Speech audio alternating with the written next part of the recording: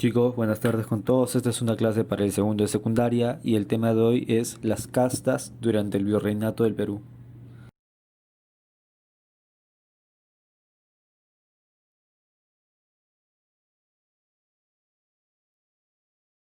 Bien, una casta era el grupo resultante de una mezcla de las distintas razas en el virreinato. Recordemos que habían tres razas puras durante el virreinato. Era la española, luego estaba la indígena y también estaba la negra, ¿no? Pero solamente existían dos repúblicas, la República de Indígenas, la República de Indios y la República de Españoles. Ahora, los españoles, recordemos que debían mantener la pureza de razas, ¿no? Pero eso no se logró básicamente por lo siguiente, ¿no? Por cada 10 españoles, ¿no? Varones, solamente había una española, ¿no? Una mujer. Por lo tanto, los españoles que llegaban de la península ibérica, ¿no? Lo que hacían era tomar como esposa a indígenas. Y de esa manera se suplía la ausencia de mujeres españolas dentro del virreinato del Perú. Ahora, la mayoría de estas relaciones eran ilegítimas porque no había un matrimonio de por medio, por lo cual muchos de estos resultados de las castas, ¿no? Mucho de esta gente era concebido fuera del matrimonio, ¿no? Y no podían tener acceso a herencia. Dentro del grupo de castas, el que más destaca es el mestizo. El mestizo es la mezcla de un español con una indígena, ¿sí? Recordemos que en un inicio los mestizos fueron producto de las violaciones de los españoles contra las indígenas, ¿no? Luego, ya con el pasar de los años, formarían relaciones estables. Ahora, además, como el mestizo no era de raza pura, entonces no pertenecía ni a la República de Indios ni a la República de Españoles, por lo cual estaba completamente marginado de los cargos públicos, ¿no? Porque no era de raza pura y no pertenecía a ninguna república. Pero ser mestizo también tenía sus ventajas.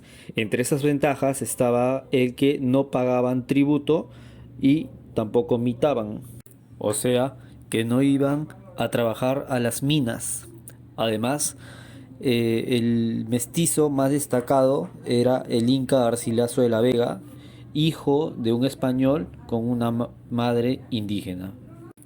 Pero los mestizos no eran la única casta, también existían otras castas como las que siguen.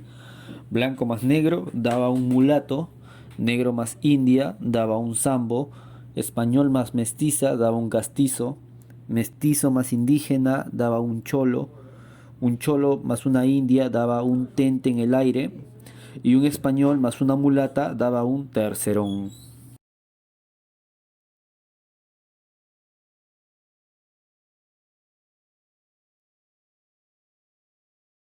En los 350 años de esclavitud negra en América, casi 15 millones de personas fueron arrancadas del África para ser transportadas a algún lugar de las Américas. En total, una tercera parte de los africanos fue llevada al Brasil, el otro tercio fue a América Hispana continental y el último tercio fue al Caribe y a los Estados Unidos. En el camino murieron casi 1,5 millones de africanos. Pero vayamos a los orígenes. La esclavitud es tan antigua como el ser humano. Durante milenios, todas las razas fueron objeto de esclavitud, no solamente los negros. La existencia de la esclavitud nace de la práctica de aprovechar la mano de obra de los cautivos en las guerras, a diferencia de la práctica más remota de sacrificarlos. La palabra misma esclavo proviene de la voz eslavo y nomina a pueblos europeos que habitaban desde la actual Yugoslavia hasta Rusia, quienes eran esclavizados por griegos y romanos. Justamente Grecia y sobre todo Roma fueron las primeras sociedades esclavistas de la antigüedad.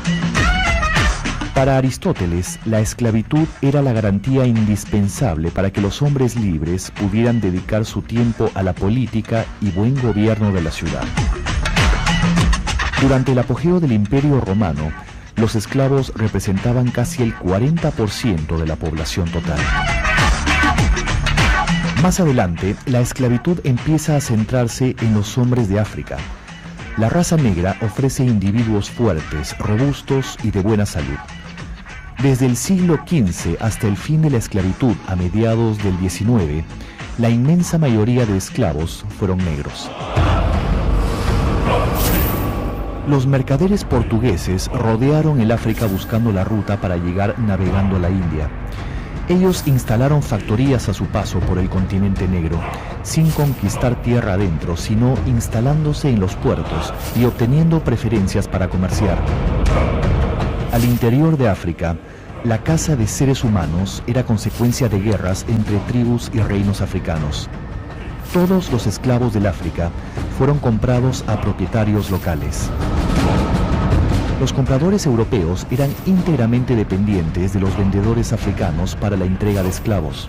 Los tratantes de Europa jamás penetraron seriamente más allá de la costa antes del tardío siglo XIX, debido al poderío militar de los estados africanos y la amenaza que las enfermedades representaban.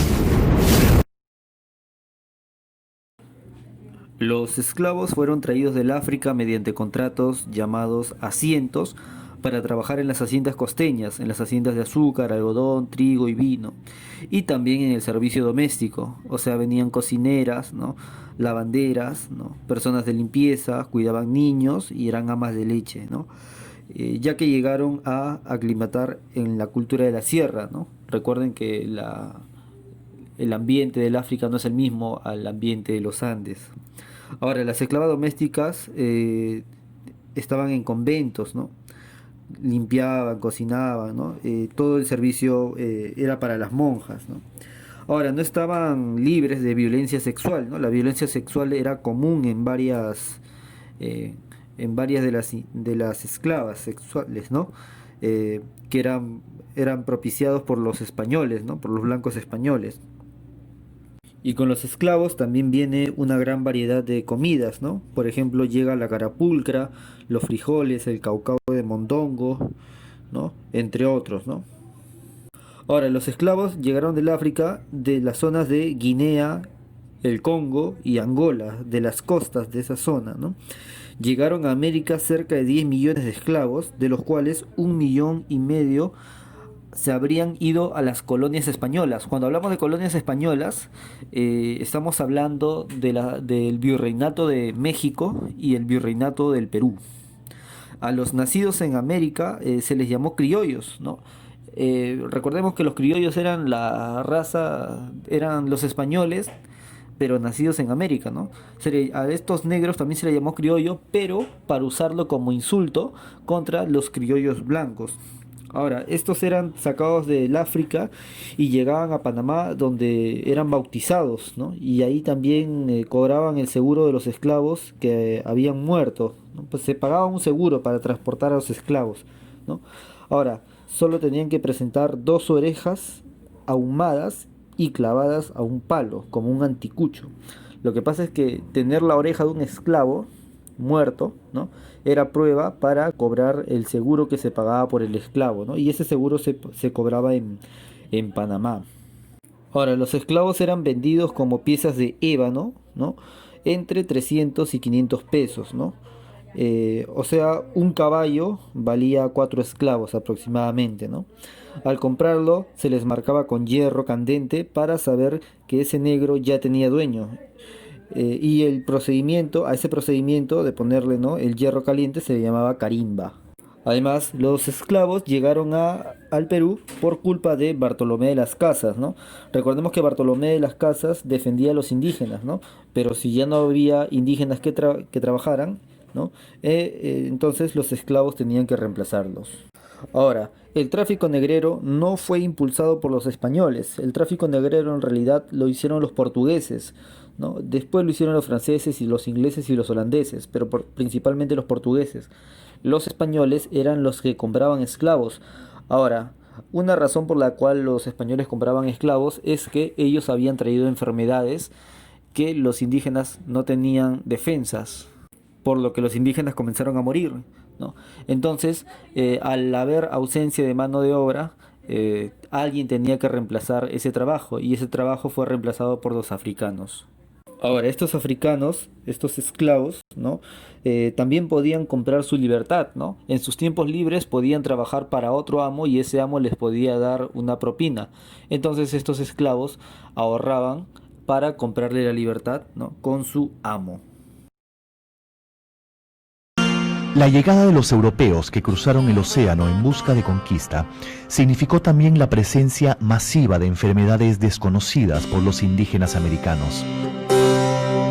Esas nuevas enfermedades eran antiguas en Europa y los conquistadores tenían defensas ya desarrolladas. Los indios carecían de ellas y a consecuencia de enfermedades como gripe y viruela, la muerte se apoderó del continente joven. Las cifras que se conocen para el caso peruano son catastróficas, pues indican que en 100 años solo sobrevivió 1 de cada 25 indios. Así, después de la tragedia de los conquistadores, el Nuevo Mundo quedó casi vacío. No había mano de obra, toda se moría a causa de las epidemias. Entonces se volvió cada vez más interesante poblar América con mano de obra negra proveniente del África. El paso del Atlántico se hacía en barcos especialmente diseñados para transportar seres humanos prisioneros. Al comienzo hubo una fuerte mortandad que alcanzó el 20% de los esclavos, pero esta se fue reduciendo progresivamente. Al final, los fallecidos solo llegaban al 5%. Entre los tipos de esclavo, entre los tipos de negro que había en aquella época, ¿no? Destaca el negro bozal, que es el negro que nació en África y que no hablaba español. También está el negro ladino, el que hablaba español porque ya había nacido aquí, ¿no? O sea, era hijo de negros, ¿no? El liberto era el que había alcanzado su libertad, ¿no? Ya sea por la compra de su libertad o porque su amo decidió darle la libertad, porque no todos los amos eran malos, ¿no? También estaban los negros cimarrones, ¿no? Que huían de la esclavitud y vivían en las palenques, ¿no? Justamente en esas palenques eso es donde se crea el anticucho, ¿no? Porque es en esas zonas donde los esclavos no tenían que comer y lo único que alcanzaban en los mercados eran el corazón de las reses, ¿no? También está el costal de huesos, que son los viejos que tenían mala salud, ¿no? También está el alma en boca, que son los esclavos más fuertes y saludables, ¿no? Los más óptimos para el trabajo. También estaba el negro palangana, que era el que imitaba al amo, ¿no? Y lo ayudaba con los castigos, ¿no? El negro horro era el que ahorraba para comprar su libertad, ¿no? Y los negros bambos eran los negros recién nacidos, ¿no? Los negros bebés. Esa es la clase de hoy, espero que se haya entendido, nos vemos la próxima semana.